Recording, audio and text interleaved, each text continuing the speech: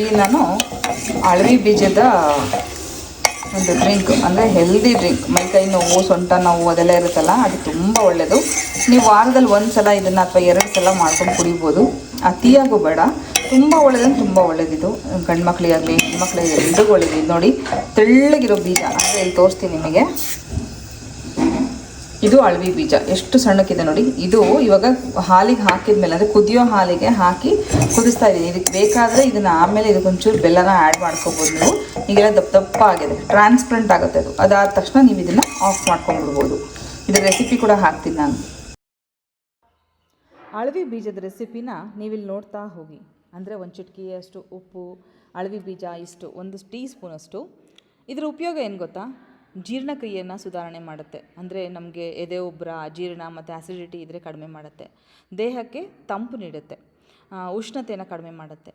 ತೂಕ ನಿಯಂತ್ರಣ, ಅಂದರೆ ನಮ್ಮ ವೆಯ್ಟ್ ಲಾಸ್ ಜರ್ನಿಗೆ ಕೂಡ ಇದು ತುಂಬ ಹೆಲ್ಪ್ಫುಲ್ಲು. ಹಾಗೆ ಚರ್ಮಕ್ಕೆ ಮೊಡವೆ, ಪಿಂಪಲ್ ಕಡಿಮೆ ಮಾಡಿ ಚರ್ಮಕ್ಕೆ ನೈಸರ್ಗಿಕ ಹೊಳಪು ಕೂಡ ನೀಡುತ್ತೆ. ಹೃದಯದ ಆರೋಗ್ಯದ ಬಗ್ಗೆ ಬಂದರೆ ಕೆಟ್ಟ ಕೊಲೆಸ್ಟ್ರಾಲ್ನ ಕಡಿಮೆ ಮಾಡುತ್ತೆ. ರಕ್ತದ ಸಕ್ಕರೆಯ ನಿಯಂತ್ರಣ, ಅಂದರೆ ನಮಗೆ ಬ್ಲಡ್ ಶುಗರ್ ಇರುತ್ತಲ್ಲ, ಅದನ್ನು ಗ್ಲೂಕೋಸ್ ಲೆವೆಲ್ನ ಕಡಿಮೆ ಮಾಡೋದ್ರಲ್ಲೂ ಕೂಡ ತುಂಬ ಹೆಲ್ಪ್ ಮಾಡುತ್ತೆ. ಇಷ್ಟೊಂದು ಹೆಲ್ತ್ ಬೆನಿಫಿಟ್ಸ್ ಇದ್ದಾಗ ಅಳವಿ ಬೀಜನ ಉಪಯೋಗಿಸೋದನ್ನು ಯಾರೂ ಮಿಸ್ ಮಾಡಬೇಡಿ. ನನಗೆ ಇದನ್ನು ಹೇಳ್ಕೊಟ್ಟಿದ್ದು ನಮ್ಮ ಹಾಲೇಶ್ ಅವರ ಅಮ್ಮ.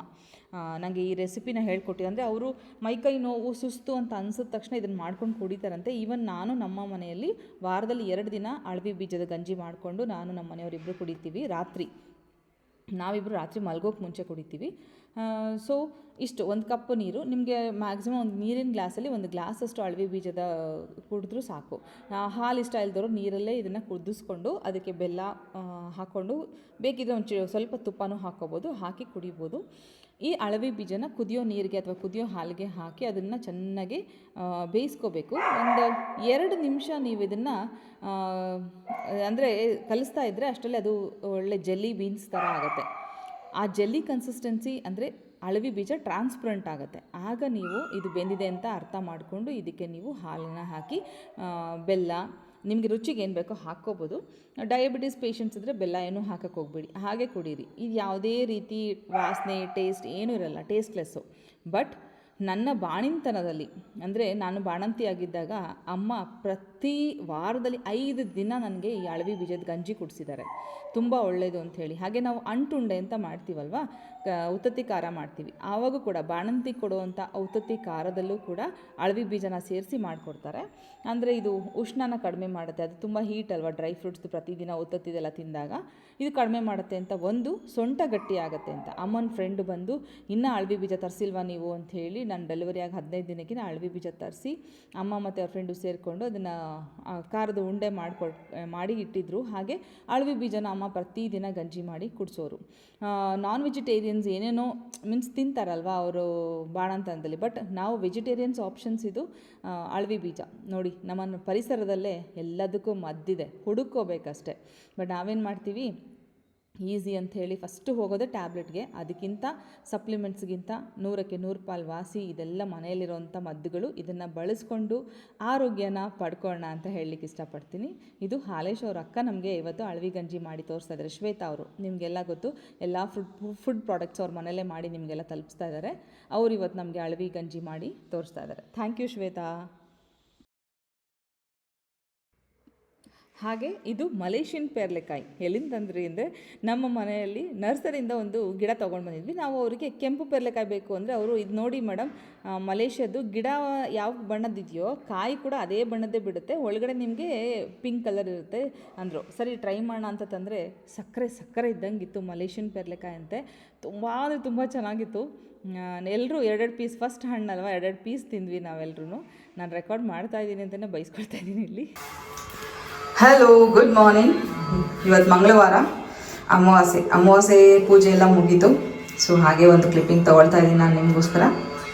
ತುಂಬ ಜನ ಅದು ಸರಿ ಇಲ್ಲ ಅಂತ ಹೇಳ್ತಾನೆ ಇದ್ರಿ. ಬಟ್ ನನಗೊಂದು ಎಕ್ಸ್ಪೆರಿಮೆಂಟ್ ಮಾಡೋಣ ಅಂಥೇಳಿ ಇವತ್ತು ಇನ್ನೊಂದು ವುಡನ್ ಮನೆ ಮಾಡಿಸಿದ್ವಲ್ಲ, ಆ ಮನೆನ ಇಟ್ಟಿದ್ದೀನಿ ಪೂಜೆಗೆ. ಹಾಗೆ ನನಗೆ ಒಂದಿಬ್ಬರು ಸಜೆಷನ್ ಕೊಟ್ಟಿದ್ರಿ ಅಲ್ವಾ, ಸಜೆಷನ್ ಅದಕ್ಕಿಂತ ತುಂಬ ಹೇಳ್ತಾನೆ ಇದ್ರಿ, ತಟ್ಟೆಯಲ್ಲಿ ಇಡಿ ದೇವ್ರನ್ನ ಅಂತ. ಸರಿ, ಮನೆ ಮೇಲೆ ಇಡ್ತೀನಲ್ಲ ಅಂತ ನಾನು ಹಾಗೆ ಹೇಳ್ತಾ ಇದ್ದೆ. ಸರಿ ಆಯಿತು, ಈಗ ತಟ್ಟೆಲೆ ಇಟ್ಬೇಡ ಅಂಥೇಳಿ ತಟ್ಟೆಲಿ ಇಟ್ಟಿದ್ದೀನಿ. ದೇವ್ರುಗಳನ್ನೆಲ್ಲ ತಟ್ಟೆಲಿ ಇಟ್ಬಿಟ್ಟು ಪೂಜೆ ಮಾಡಿರೋದು ನೋಡಿ.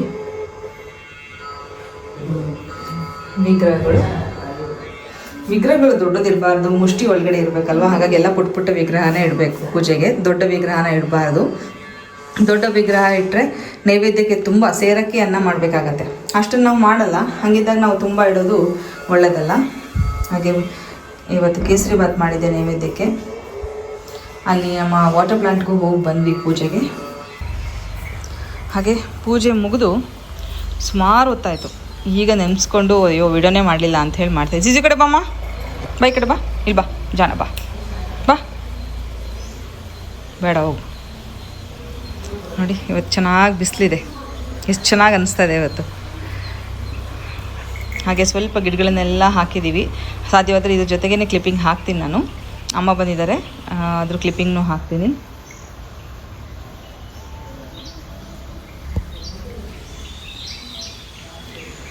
ಇನ್ನೂ ಇದೆ ಗಿಡಗಳಿಲ್ಲಿ, ಹಾಕುವಂಥ ಗಿಡಗಳಿನ್ನ ಬಾಕಿ ಇದೆ. ಹೊಸಲು ಪೂಜೆ ಆಯಿತು, ತೆಂಗಿನಕಾಯಿ ಎಲ್ಲ ಇರುವೆಲ್ಲ ಹತ್ಕೊಂಡ್ಬಿಟ್ಟಿತ್ತು, ಅದಕ್ಕೆ ಅಂತ ತೊಗೊಂಡು ಹೋದ್ವಿ. ಜಸ್ಟ್ ತುಂಬ ಹೊತ್ತಾಗಿದೆ ಅಂತ ಹೇಳೋದು ನನಗೆ ಪೂಜೆಯಾಗಿ. ಬನ್ನಿ. ಹಾಗೆ ಫಾರ್ ಯೋರ್ ಇನ್ಫಾರ್ಮೇಷನ್, ನಮಗೆ ಕರ್ಟನ್ಸ್ ಬಂದಿದೆ, ಬಟ್ ಇದನ್ನು ನಾನು ಈ ಡೀಟೇಲಾಗಿ ಆಮೇಲೆ ತೋರಿಸ್ತೀನಿ. ಆದರೆ ಇನ್ನೂ ಕುಷನ್ ಬಂದಿಲ್ಲ. ಓಕೆ, ಏನು ಇಷ್ಟು ಲೇಟ್ ಮಾಡ್ತಾ ಇದ್ದಾರೆ ಅಂದರೆ, ಹೌದು ಅದು ಕಸ್ಟಮೈಸ್ ಮಾಡಿಸ್ತಾ ಇರೋದ್ರಿಂದ ಬಟ್ಟೆನ ಬ್ಯಾಂಗ್ಳೂರು ಕಳಿಸಿ ಅಲ್ಲಿ ನಮಗೆ ಕಸ್ಟಮೈಸ್ ಮಾಡಿ ತರ್ತಾ ಇರೋದು. ಸೊ ಇದು ಲೇಟ್ ಆಗ್ಬೋದು ಇನ್ನು.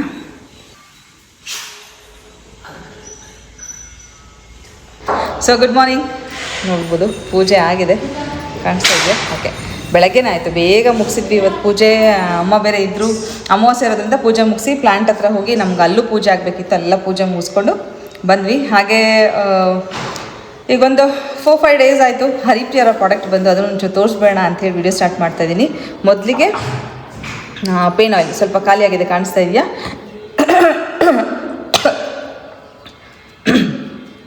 ಇದು ಪೇನ್ ಆಯಿಲ್. ನಮ್ಮ ಮನೆಯವ್ರಿಗೆ ಕೈ ನೋವಿರೋದ್ರಿಂದ ಅದನ್ನು ಕಸ್ಟಮೈಸ್ ಮಾಡಿ ಹರಿಪ್ರಿಯ ಕಳಿಸ್ಕೊಟ್ಟಿದ್ದಾರೆ. ಇದನ್ನು ಹೇಗೆ ಬಳಸಬೇಕು ಅಂತ ಡೆಮೋ ಹರಿಪ್ರಿಯನೇ ತೋರಿಸಿದ್ದಾರೆ, ನಾವು ಅದನ್ನು ನೋಡಿದ್ರೆ ಗೊತ್ತಾಗುತ್ತೆ. ಸ್ಪೆಷಾಲಿಟಿ ಏನು ಗೊತ್ತಾ, ಈ ಪೇನ್ ಆಯಿಲ್ಗೆ ಒಂದು ಪೋಟ್ಲಿ ಕೂಡ ಇದೆ. ಅಂದರೆ ಈ ಎಣ್ಣೆನ ಬಿಸಿ ಮಾಡಿಕೊಂಡು ಈ ಒಂದು ಗಂಟು, ಓಕೆ, ಇದನ್ನು ಹುರಿದು ಪುಡಿ ಮಾಡಿದಾರ ಏನೋ, ಇದನ್ನು ಹುರಿದ್ಬಿಟ್ಟು ಆ ನಂತರ ಆ ಕಾವನ್ನು ನಾವು ಕೊಡ್ತಾ ಬಂದರೆ ಪೇನ್ ಇರೋ ಜಾಗಕ್ಕೆ ಕಮ್ಮಿ ಆಗುತ್ತೆ. ಹೊಸ ಆವಿಷ್ಕಾರ ಅಂತಲೇ ಹೇಳ್ಬೋದು ಹರಿಪ್ರಿಯಂದು. ಸಖತ್ತಾಗಿದೆ ಮಾತ್ರ, ತುಂಬ ಚೆನ್ನಾಗಿ ಯೂಸ್ ಆಗಿದೆ. ನಮ್ಮ ಮನೆಯವ್ರಿಗಂತೂ ಭಾಳನೇ ಹೆಲ್ಪ್ ಆಯಿತು. ನಾವು ಯೂಸ್ ಮಾಡೋಕ್ಕೆ ಸ್ಟಾರ್ಟ್ ಮಾಡಿದ್ದೀವಿ. ಅವರು ಪೇನ್, ಆಮೇಲೆ ನಾನು ಮೊಣಕಾಲ್ಗೂ ಕೂಡ ಇದನ್ನು ಕಾವು ಕೊಟ್ಕೊಳ್ತಾ ಇದ್ದೀನಿ. ಇದ್ರದ್ದು ಎಷ್ಟು ರಿಲೀಫ್ ಅನಿಸುತ್ತೆ, ಇಮ್ಮಿಡಿಯೇಟ್ ನನಗೆ ಅದು ಫೀಲ್ ಆಗ್ತಾ ಇದೆ. ಹಾಗೆ ಇನ್ನೊಂದು ಮೋಸ್ಟ್ ಇಂಪಾರ್ಟೆಂಟ್, ನನ್ನ ಫೇವ್ರೆಟ್ ಎಪ್ಸಮ್ ಸಾಲ್ಟ್, ಬೇದಿಂಗ್ ಸಾಲ್ಟ್. ಇಲ್ಲಿ ತನಕ ಏನಾಗ್ತಿತ್ತು, ರೋಸ್ ಪೆಟಲ್ಸು ಅದರಲ್ಲಿ ಎಲ್ಲ ಹಾಕ್ತಿದ್ರಲ್ಲ, ಅದ್ರ ಜೊತೆಗೆ ಇನ್ನೂ ಒಂದಷ್ಟು ಇಂಗ್ರೀಡಿಯೆಂಟ್ಸ್ನ ಆ್ಯಡ್ ಮಾಡಿದ್ದಾರೆ. ಭಾಳ ಅಂದರೆ ಭಾಳ ಚೆನ್ನಾಗಿದೆ. ಇದೊಂದು ಎನರ್ಜೀಸ್ನ, ನಿಜವಾಗ್ಲೂ ನಮ್ಮ ಎನರ್ಜೀಸ್ನ ಚೇಂಜ್ ಮಾಡುತ್ತೆ. ನೀವು ಇದನ್ನು ಯೂಸ್ ಮಾಡಿ ಒಂದ್ಸಲ ನೋಡಿ, ಮಕ್ಕಳಿಗೂ ನೀವು ಎಲ್ಲರೂ ಯೂಸ್ ಮಾಡಿ ನೋಡಿ. ಆ ಒಂದು ಸುತ್ತಮುತ್ತಲ ವಾತಾವರಣ, ಬಾತ್ರೂಮಲ್ಲೇ ನಿಮಗೆ ಫೀಲ್ ಆಗುತ್ತೆ ನಾನು ದೇವಸ್ಥಾನದಲ್ಲಿ ಇದ್ದೀನಿ ಅಂತ, ಅಷ್ಟು ಚೆನ್ನಾಗಿ ಅನಿಸುತ್ತೆ. ಇಮಿಡಿಯೇಟ್ಲಿ ನಮ್ಮ ಮೂಡ್ ಕೂಡ ಚೇಂಜ್ ಆಗುತ್ತೆ ಆ್ಯಂಡ್ ನೆಗೆಟಿವ್ ಎನರ್ಜೀಸ್ ರಿಮೂವ್ ಮಾಡೋದ್ರಲ್ಲಿ ಈ ಸಾಲ್ಟ್ ವೆರಿ ಯೂಸ್ಫುಲ್. ಹಾಗೆ ಪೇನ್ ಆಯಿಲ್ ಆಯಿತಾ. ಇನ್ನು ಇದು ತ್ರಿಫಲ ಚೂರ್ಣ. ನಂದು ಹೊಟ್ಟೆ ಸಮಸ್ಯೆ, ನಂದು ಗಟ್ ಪ್ರಾಬ್ಲಮ್ ಇದೆ, ನಾನು ಟ್ರೀಟ್ಮೆಂಟ್ ತೊಗೊಂಡೆ.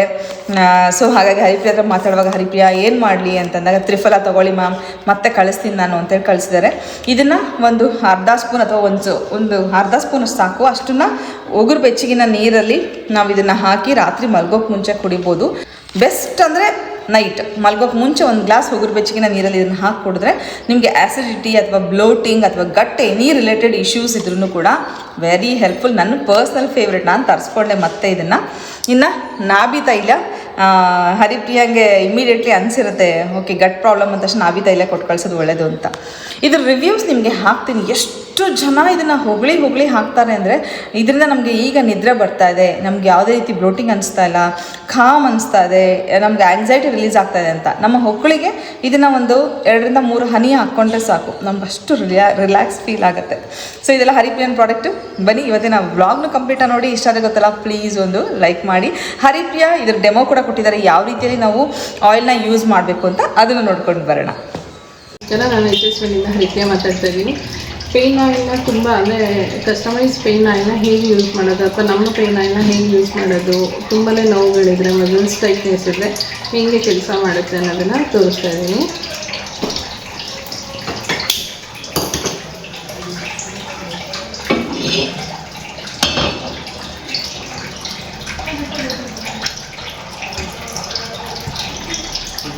ಫ್ರಿಜ್ಜನ್ನು ಇಟ್ಟು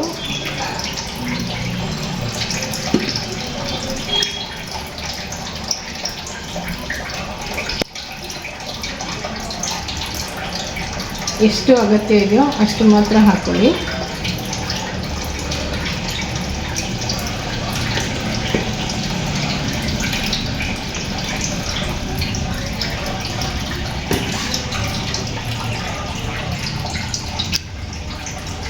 ಇದು ಪೇನ್ ಆಗಿದೆ ಅಂತ ಮಾಡಿರುವಂಥ ಪೋಟ್ಲಿ, ನೀವು ಇದನ್ನಾದರೂ ಯೂಸ್ ಮಾಡ್ಬೋದು. ಇಲ್ಲಾಂದರೆ ಮನೆಯಲ್ಲಿ ಹುರುಳಿಕಾಳನ್ನ ಹುರಿದ್ಬಿಟ್ಟು ಅದನ್ನು ಈ ಥರ ಪೋಟ್ಲಿ ಥರ ಮಾಡಿಕೊಂಡು ಜಸ್ಟ್ ತುಂಬ ಕಾವು ಮಾಡ್ಕೋಬಾರ್ದು.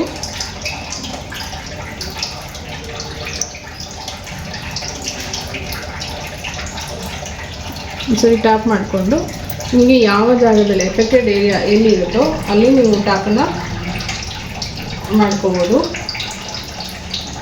ತುಂಬ ಕಾವಾಗಿ ಬಿಡಬೇಡಿ, ಆಫ್ ಮಾಡಿಬಿಡಿ ಎಲ್ಸ್ನ. ನಿಮಗೆ ನಿರ್ದಿಷ್ಟವಾದಂಥ ಜಾಗದಲ್ಲಿ ಯಾವ ಜಾಗದಲ್ಲಿ ತುಂಬ ನೋವು ಬರುತ್ತೆ ಆ ಜಾಗದಲ್ಲಿ ನೀವು ಈ ಥರ ಮಾಡ್ತಾ ಹೋಗ್ಬೋದು. ಇದು ಮಾಡೋದ್ರಿಂದ ಏನಾಗುತ್ತೆ ಅಂತ ಹೇಳಿದ್ರೆ ಇಲ್ಲಿರೋಂಥ ಮಸಲ್ಸ್ ಏನು ಟೈಟ್ನೆಸ್ ಇರ್ಬೋದು ಅಥವಾ ಸ್ಟಿಫ್ನೆಸ್ ಇರ್ಬೋದು ಅದು ಹೋಗಿ ನಿಮಗೆ ರಕ್ತ ಪರಿಚಲನೆ ಸಹಜವಾಗಿ ಆಗಿ ನಿಮಗೆ ಆಟೋಮೆಟಿಕಲಿ ಪೇಯ್ನ್ ಅನ್ನೋದು ಕಮ್ಮಿ ಆಗುತ್ತೆ. ಅದ್ರ ಜೊತೆಗೆ ಇವಾಗ ಮೂಳೆ ಸವದಿರುವಂಥ ನೋವು ಅಥವಾ ಹಳೆ ನೋವು ಇದಕ್ಕೆಲ್ಲ ಅಸ್ಥೆಶೃಂಖಲ ಅಂತ ಹೇಳಿ ಪೇಯ್ನ್ ಏನಿದೆ ಅದನ್ನು ಸಹ ನೀವು ಇದೇ ರೀತಿ ಮೆಥಡಲ್ಲಿ ಯೂಸ್ ಮಾಡ್ತಿದ್ರೆ ಖಂಡಿತವಾಗ್ಲೂ ಬೆನಿಫಿಟ್ ಸಿಗುತ್ತೆ. Thank you.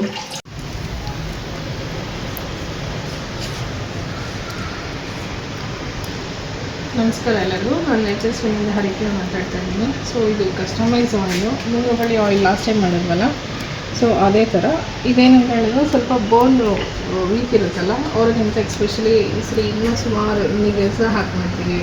ನೀರ್ಗುಂಡಿ, ಪುಟ್ಲಿ, ನೀನು, ಅರ್ಕ ಈ ಥರ ಸುಮಾರು ಇಂಗ್ರೀಡಿಯೆಂಟ್ಸನ್ನು ಹಾಕಿ ಮಾಡ್ತಾಯಿದ್ದೀವಿ.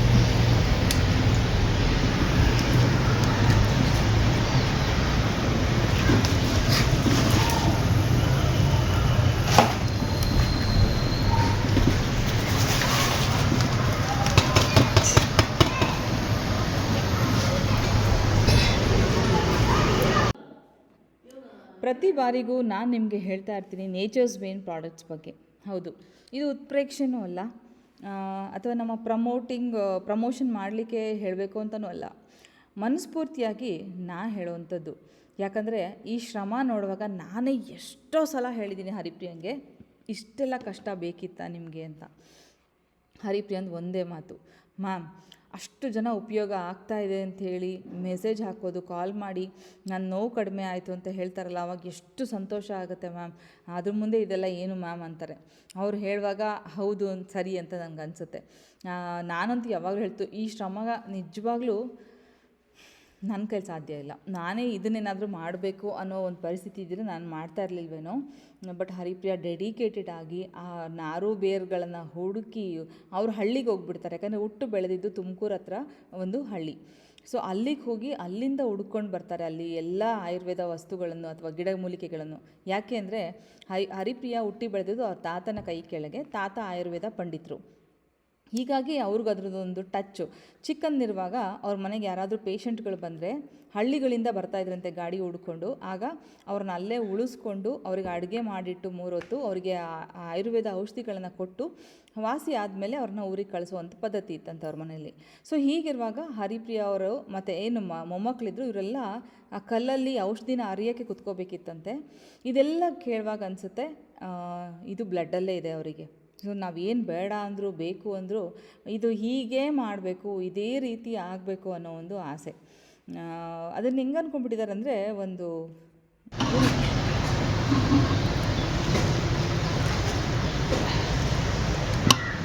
ಎಣ್ಣೆ ಉಕ್ಕದ ತಡೆಯೋಕ್ಕಾಗಲ್ಲ. ಸೊ ಹಾಗಾಗಿ ಉಕ್ತ ಕೈ ಆಡ್ತಾನೆ ಇರಬೇಕು. ನಮಗೂ ಒಲೆಯಲ್ಲಿ ಅಭ್ಯಾಸ ಇಲ್ಲ, ಬಟ್ ನೇಚರ್ಸ್ ಬೇನ್ ಸ್ಟಾರ್ಟ್ ಆದಮೇಲೆ ಒಲೆಯಲ್ಲಿ ಅಭ್ಯಾಸ ಆಗಿಬಿಟ್ಟಿದೆ.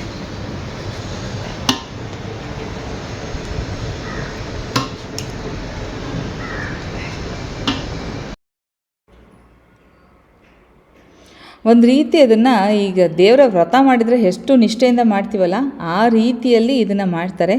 ಅಷ್ಟೇ ಚೆನ್ನಾಗಿ ನೋಡಿ. ರಿವ್ಯೂಸ್ ನೋಡುವಾಗ ನಂಗೆ ತುಂಬ ಖುಷಿ ಆಗುತ್ತೆ.